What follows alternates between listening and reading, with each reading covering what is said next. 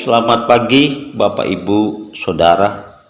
Berjumpa lagi dalam program Morning Call bersama dengan saya Pendeta Ferdinand Ishak Mamangke, Ketua Majelis Jemaat GPB Jemaat Sola Gracia Batu Licin, Kalimantan Selatan. Pagi ini kita mengawalinya dengan firman Tuhan. Mari kita berdoa. Kami akan mengawali pekerjaan aktivitas pelayanan kami lewat kebenaran firman Tuhan. Tuhan bersabda, kami siap untuk mendengarkannya. Amin. Ibu bapak saudara, firman Tuhan dibacakan dari kitab 2 Samuel pasal 15 ayat 13 sampai dengan ayatnya yang ke-18. Demikian bunyi firman Tuhan. Lalu datanglah seorang mengabarkan kepada Daud, katanya, hati orang Israel telah condong kepada Absalom. Kemudian berbicara Daud kepada semua pegawainya yang ada bersama-sama dengan dia di Yerusalem. Bersiaplah, marilah kita melarikan diri, sebab jangan-jangan kita tidak akan luput daripada Absalom. Pergilah dengan segera supaya ia jangan dapat lekas menyusul kita dan mendatangkan celaka atas kita dan memukul kota ini dengan mata pedang. Para pegawai raja berkata kepada raja, terserah kepada tuanku raja, hamba-hambamu ini siap. Lalu keluarlah raja dan seisi rumahnya menggiringi dia. 10 orang gundik ditinggalkan raja untuk menunggui istana. Maka keluarlah raja dan seluruh orang-orangnya mengiringi dia. Dekat rumah yang terakhir mereka berhenti. Sedang semua pegawainya berjalan melewatinya. Juga semua orang Kreti dan semua orang Pleti, juga semua orang Gad, 600 orang banyaknya yang mengiringi dia sejak dari Gad berjalan melewati raja.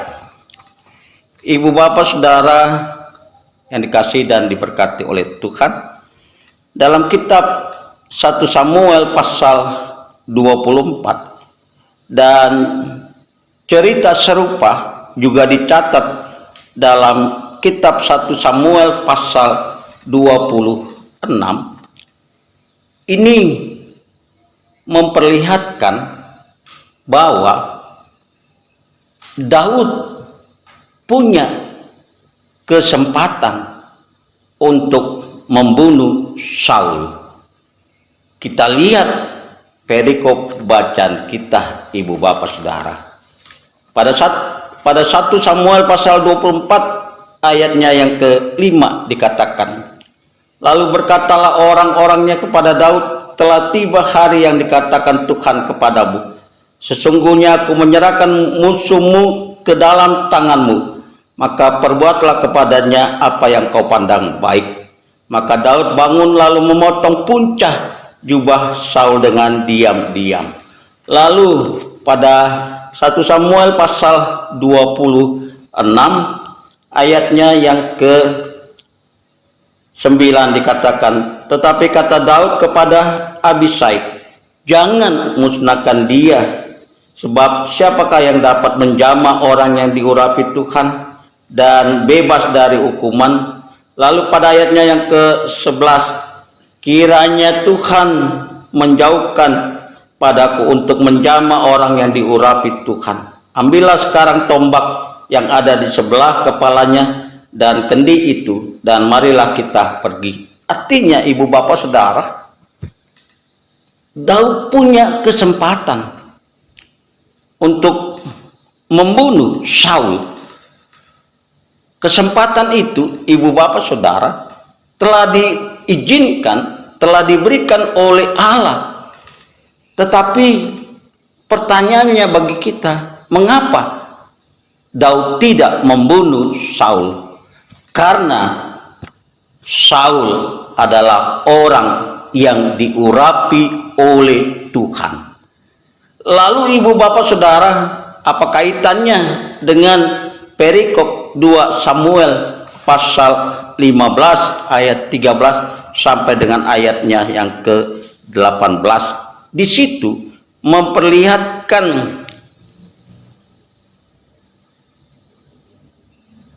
Daud menggagalkan kesepakatan gelap dari raja, dari Absalom, untuk merebut takhta kerajaan Israel Raya.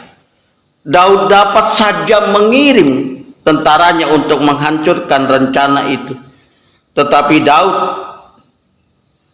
mengalah dan pergi ke Yerusalem. Ibu bapak saudara, yang perlu kita renungkan, mengalah belum tentu atau belum berarti kalah. Pesan firman Tuhan yang mau dikatakan kepada kita, ibu bapak saudara yang dikasihi dan diberkati oleh Tuhan. Pertama, banyak orang tidak mau memilih untuk mengalah.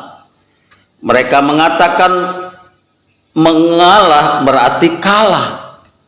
Lalu yang kedua, ibu bapak saudara yang dikasihi dan diberkati oleh Tuhan, saat ini GPIB tengah berproses untuk pemilihan Diaken Penatua periode 2022 sampai dengan periode 2027.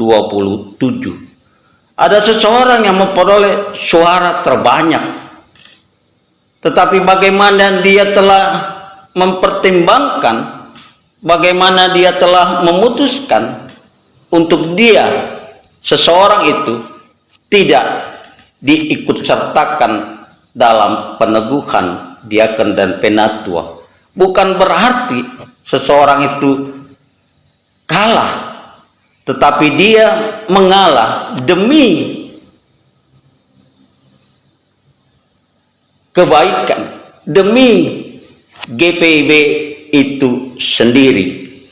Ibu bapak saudara yang dikasihi dan diberkati oleh Tuhan, kiranya hikmat Tuhan menuntun kita untuk mengambil keputusan yang tepat, sekalipun itu bersifat mengalah demi kepentingan yang lebih besar. Tuhan Yesus memberkati. Terpujilah Kristus. Amin. Kita berdoa.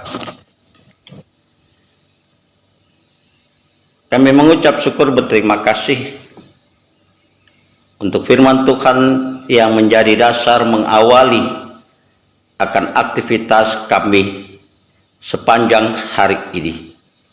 Apapun yang kami kerjakan sepanjang hari ini, bersama dengan Tuhan kami dimampukan untuk melakukan dan menyelesaikannya. Ampunkanlah setiap salah dan dosa kami. Dalam nama Yesus Kristus kami berdoa dan mengucap syukur. Amin.